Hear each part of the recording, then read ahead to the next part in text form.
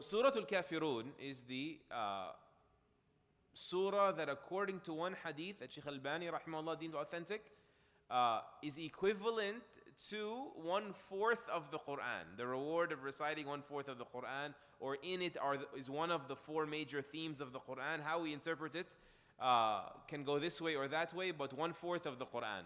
And we said in our discussion of Surah Al-Ikhlas, قُلْ هُوَ اللَّهُ أَحَدٌ, that it is equivalent, and that's highly established, to 1/3 of the Quran, and what that may mean. The reason for the revelation of this surah, al-Kafirun means the disbelievers, right? The non-believers or the disbelievers. That they had come to the Prophet ﷺ in their final moments, right? Their desperation. Remember I said Surah Al-Kawthar, al-Kafirun seem to be very closely aligned in their theme. They're saying, wait it out, he has no kids, just hold your breath, since nothing else is working, it'll all be over soon. This is another similar sort of bright idea, I say that sarcastically, that they had. They said, let's go to the Prophet Muhammad sallallahu alaihi wasallam and let's try to dissuade him. Tell him, listen, we'll worship only your God for a year, and you will worship our gods, meaning as well, because they used to worship Allah anyway, but they would worship others alongside him. And you would worship our gods along with your God for a year. So 1 year in, 1 year out. And so the surah came down, says, قُلْ يَا أَيُّهَا الْكَافِرُونَ, right? Like, listen, disbelievers, it doesn't work like this. I do have to make an important disclaimer. While of course the theme of this surah is the izzah of the Muslim, and the izzah that a Muslim should have, the dignity and pride he should have in his creed, and that's why the surah ends with lakum dinukum. You got your religion, you do what you want with it. You guys can sort of like change colors on it, put a flag on it, put a skirt on it, you do what you want. Lakum dinukum. You got your religion that doesn't mean much to you, so you're willing to bend on it. Waliya deen. I have a very different deen, right? It's actually not mine. It belongs to Allah, and I don't want it any other way. So that's how it ends. But the way the surah begins, قُلْ, say, يَا أَيُّهَا الْكَافِرُونَ, O disbelievers, we have to say that the Prophet ﷺ never addressed disbelievers this way. Like, this was not the norm, right? To say, O disbeliever. That would not be, it's not just about politically correct. That would not be intelligent. That would not be kind. Allah said, قُولُوا لِلنَّاسِ حُسْنًا, say kind words to all people. You know Ibn Abbas radiallahu anhuma, he said about say kind words to all people, he said, if Fir'aun, this is not just a disbeliever, he's like, super disbeliever. He says, I'm God, right? If Fir'aun were to say to me, Barakallahu feek, may Allah bless you, I would say to him, wa feek, and you too. Right back at you. May Allah bless you too. In that context, right? So, he didn't tell people, oh, disbelievers. In fact, the Quran also says that all the prophets, like 50 times, or they say 49 times, the prophets are always addressing their people in a way that would close the distance, right? Say, Ya qawmi, oh my people. You're my people. You're my, my town. You're my family. We're family. He was sent among them from their lineage for a reason, right? I'm worried about you. So, it was only mentioned 2 times in the Quran. One time is regarding, this is not sort of the context of da'wah, this is regarding the Day of Judgment, when the angels will say, لا تعتذروا اليوم, O disbelievers, don't try to apologize today. إنما تجزون ما كنتم تعملون. You're only getting what you used to do. There's nothing else here. It's the day you meet Allah's justice. The other time, so that one was when it was said and done, right? Not da'wah, not a domain for da'wah being inviting and all of that. The other time was in this surah. What is the context of this surah? You're asking me to change my religion, right? Like, I'm being nice and I'm being personable and I'm trying to be kind and I'm trying to work you through your prejudices and all this other stuff. But you're now asking me to change my deen. So that's when you have to sort of reset and say, hold on, I don't think you understand. قُلْ يَا أَيُّهَا الْكَافِرُونَ. Right? That's what قُلْ يَا أَيُّهَا الْكَافِرُونَ means. That's sort of the ethos of the ayah. I don't think you understand. My deen is not like that. You don't get it, do you? My deen doesn't go through upgrades and like software upgrades. No.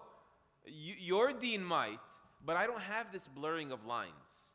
To mix truth with falsehood means it's falsehood, right? My deen is purely pure.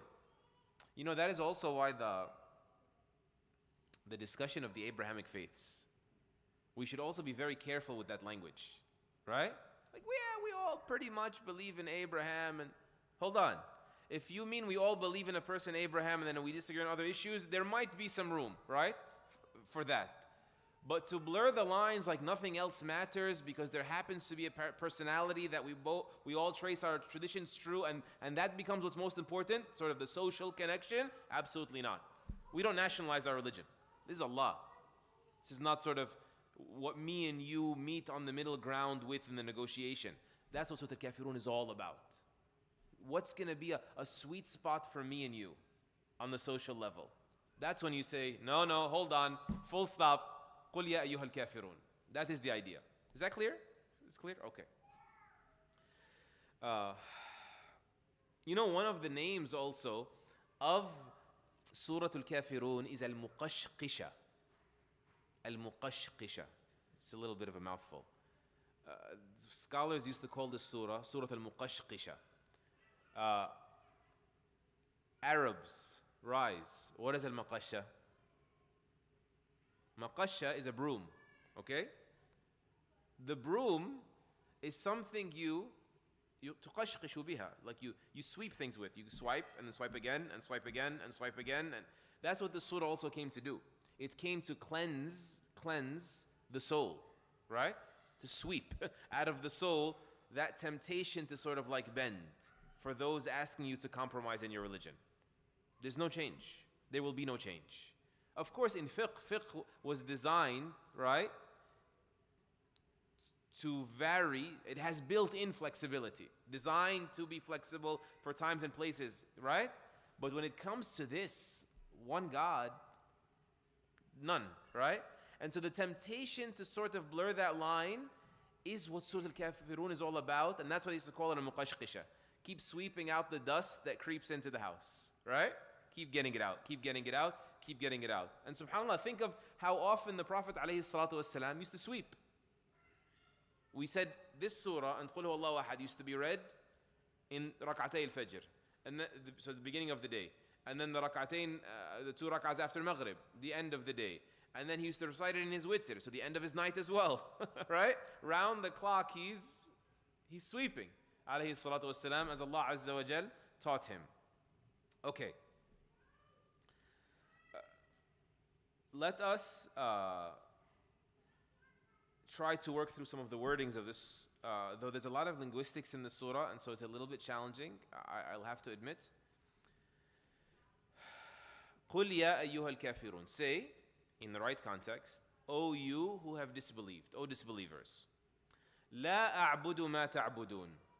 I don't worship what you worship. And there is a difference between lan a'bud and la a'bud. Lan means I will not worship what you worship. But la a'bud is wider. It's more comprehensive. So it means I didn't and won't. I have not and will not worship what you worship.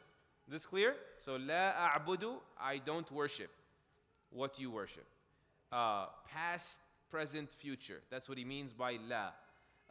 As opposed to lan. ولا أنتم لا أعبد ما تعبدون ولا أنتم عابدون ما أعبد. Nor are you worshipping who I worship. The other interpretation, they're both correct, inshallah. Nor are you worshipping. I said what? Did I say what? I worship? I said what, right? So the ma here is the controversy.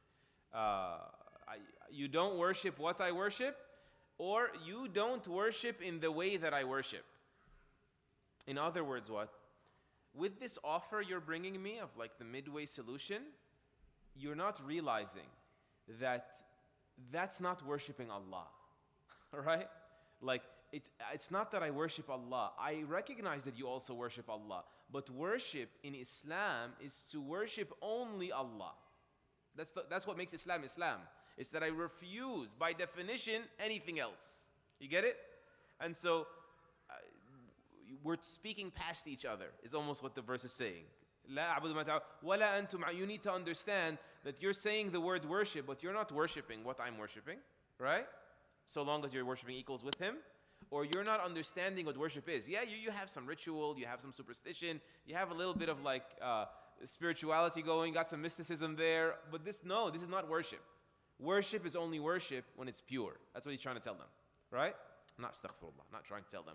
But this is the objective of this language according to the Mufassirin. Then the next verse says, لا أعبد ما تعبدون ولا أنتم عابدون ما أعبد. Got that? Number 4 now. ولا أنا عابد ما عبدتم. Nor am I a worshipper. So I don't worship what you worship. That was number 2. ولا أنا عابد, not لا أعبد. أعبد is an act. I don't worship. ولا أنا عابد, nor am I a worshipper. This is called اسم فاعل. اسم فاعل is like, has a different implication. So if I played soccer once in my life, I'm not a soccer player. Right? Soccer player is because I've done this for a significant portion of my life. Yes? That's the idea. So ولا أنا عابد ما عبدتم, nor am I a worshipper of what you worship. Meaning, like, have you seen me ever do this? Even before Islam, I wouldn't do this, right? Am I known to be a mushrik, right? I'm not a worshipper. I've never been this person. وَلَا أَنَا عَابِدٌ مَا عَبَدْتُمْ وَلَا أَنْتُمْ عَابِدُونَ مَا أَعْبُدْ. The number 5 is, and you have never worshipped what I worship. There's a nuance here. If I've lost you, it's okay. Just the general also theme is most important, is paramount. But the 3rd verse and the 5th verse are actually the same exact verse, right? Whoever memorized Surat al-Kafirun knows they get caught up in this. Like, wait a minute, is this the first one or the second one when you're first learning it? But the scholars differed on وَلَا أَنْتُمْ عَابِدُونَ مَا أَعْبُدْ. Are these for emphasis? And it could be for emphasis. There is nothing redundant about the Quran repeating itself. The Quran does repeat itself in certain ways at certain times. And there is great wisdom in that. I was telling people, or Allah guided me once to say to someone, when they say, why does the Quran repeat itself? I said, I don't know if this is sort of like lousy or not, but because I need to tell you 1,000 times to clean your room. And we can all relate to that with kids, like we tell the kids 1,000 times. But it's not just kids. Muqashqisha, right? It's not just kids. We have a room up here, and we have a room up here that we're always getting cluttered. So the crowdedness of life requires this. So Allah knows, subhanahu wa ta'ala, our nature. And so even the repetition and even the proportions of how much He repeats where is perfectly designed to bring us to the shores of safety. Yes? So some scholars said, وَلَا أَنْتُمْ عَابِدُونَ مَا أَعْبُدْ, and you don't worship what I worship, or you don't worship at all, depending on what the meaning is. That being repeated in the 3rd verse and the 5th verse. Is that emphasis? Like repetition for emphasis? That is one interpretation. The other interpretation is that the first one, you don't worship, meaning through this offer. The first one is about this offer. That's what's like implied, intended, this offer of yours, the negotiation you're putting on the table, the supposed truce. That doesn't count. That's what the first one means. You're not worshiping what I worship according to this agreement. You're telling me 1 year for your God, 1 year for mine. No, neither of them is my God pleased with. There's no selectivity here. So that's the meaning of the first one. You're not worshiping what I worship, meaning like this, in this agreement. Whereas the second one means, you have never worshipped Allah purely. Final warning. Why? Because the verse before it, I know I'm using a lot of numbers here, but verse 4 is, وَلَا أَنَا عَابِدٌ مَا عَبَدْتُمْ. I've never been a worshipper of this stuff. And by the way, you've never worshipped Allah. That's the meaning here. Because of sort of the arrangement, some scholars said the first one was intended to the agreement, and the second was intended to tell them your track record, by the way, you've never done this right. لَكُمْ دِينُكُمْ وَلِيَ دِينٌ. For you is your religion. And for me is this religion. There's a few things also in this last verse that are very interesting, that the scholars do point out. The first of them it says lakum, for all of you, is dinukum, your deen. It doesn't say lakum, for you all, is adyanukum, your religions. But the surah begins with al-Kafirun. Kafirun are many. There's the Christian Kafirun, there's the Jewish Kafirun, and there's the pagan Kafirun, and they're all Kafirun, right? So why did it say for you all is your religion? Why is it reducing them all to one religion? Because they kind of are. Kufr is basically the same thing. Kufr is all the same thing.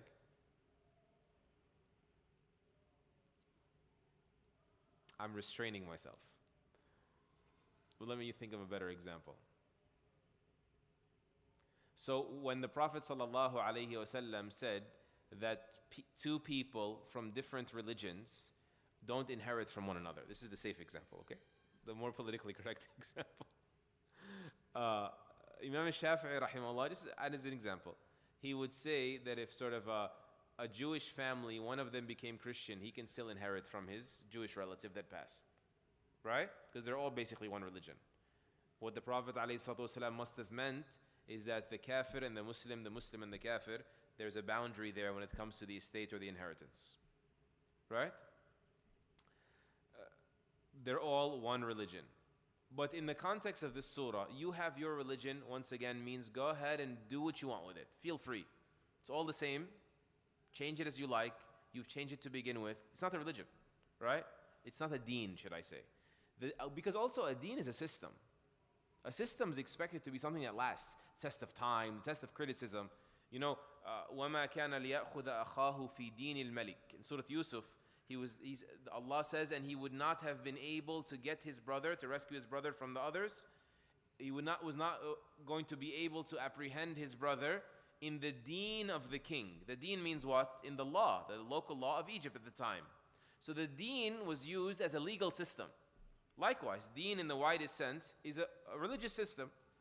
But in Islam, it's a religious system, meaning beliefs about the metaphysical, the ghaib.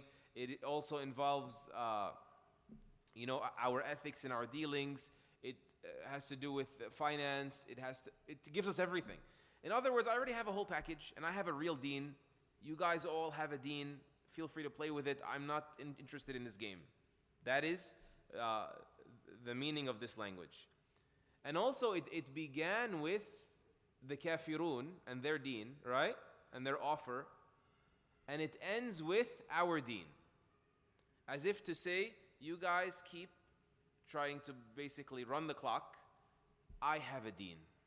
That's the one that's going to remain at the end. It has the final word. It has the final say. It doesn't say, for me is my deen and for you is your deen. You guys have your deen and you have your offer and you guys enjoy it for the time being, and mine will not get abtar. Mine will not get cut off. Mine remains unchanging. Mine remains perpetual. And some scholars also said, in addition to no flexibility in creed, they said that the wisdom in it also being called a deen, it didn't say our deen, the deen of the Muslims. It was just said my deen and the deen of the Prophet ﷺ, so as not to provoke them. Because they actually don't know how many people are becoming Muslim. They're starting to feel the pressure and saying, maybe we should compromise, maybe we should negotiate, because they already feel it slipping, right?